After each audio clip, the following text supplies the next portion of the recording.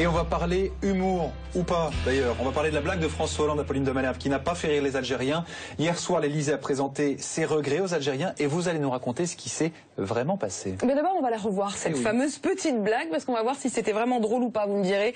On est lundi soir, c'est le début du discours devant les représentants des institutions juives de France. Manuel Valls est au pied de la tribune, il revient tout juste d'un voyage en Algérie avec Jean-Marc Ayrault et François Hollande se lance dans l'humour. Écoutez.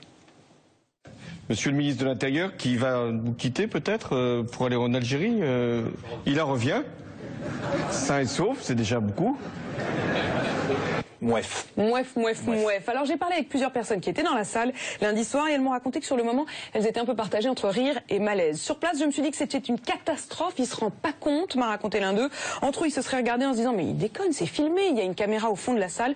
Et au final, dès le soir même, ils se sont dit que c'était plutôt une blague de mauvais goût, de l'humour un peu bête. Ouais, de l'humour un peu bête qu'il n'a pas fait devant n'importe qui, ça c'est important à signaler. Non, parce que justement, le parterre, c'était les représentants des institutions juives de France. Et ce qu'il faut savoir, c'est que les relations entre les juifs de France et l'Algérie, elles sont exécrables. Il n'y a plus un seul juif français en Algérie et justement ils se battent depuis plusieurs années pour obtenir l'autorisation d'aller prier sur les tombes de leurs ancêtres et quand ils ont entendu la blague de François Hollande, ils se sont dit ça va pas franchement arranger nos affaires. Et du coup opération rabibochage, l'Élysée qui publie un communiqué. Sincère regret du président pour l'interprétation qui a été faite de ses propos. Mais quelle interprétation, Damien?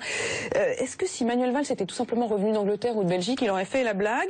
Interprétation que l'Algérie n'est pas un pays dont on revient sain et sauf, qu'un ministre de l'Intérieur français n'en revient pas sain et sauf, qu'un président de la République française se moque de l'Algérie devant les Juifs de France. Quoi qu'il arrive, on a beau le retourner dans tous les sens, c'est pas franchement drôle. Et même dans l'entourage de François Hollande, on finit par le reconnaître. Un peu du bout des lèvres, c'est raté. Alors il y a l'autre interprétation, Apolline, qui circule, ce serait pas en fait l'Algérie qui était visée? Ben non, l'idée c'est que Manuel Valls serait revenu sain et sauf d'un voyage avec Jean-Marc Ayrault, la fameuse relation très tendue entre le Premier ministre et son ministre de l'Intérieur. Alors c'est crédible comme blague, c'est une blague un peu ambiance premier secrétaire du Parti Socialiste, c'est crédible, mais est-ce que c'est franchement plus drôle? Alors pour une fois, elle a quand même bon dos, la relation Ayrault-Valls.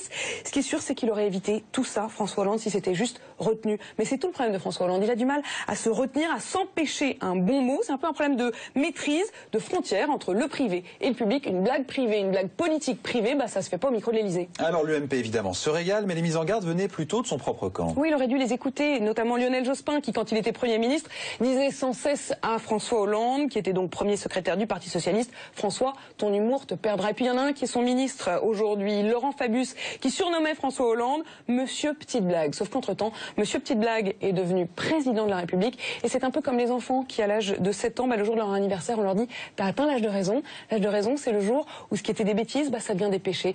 Quand on devient président de la République, ce qui était une mauvaise blague devient une faute diplomatique. Le dessous des cartes avec Apolline de Malherbe, votre invité à 8h40, Michel Sapin, ministre du Travail.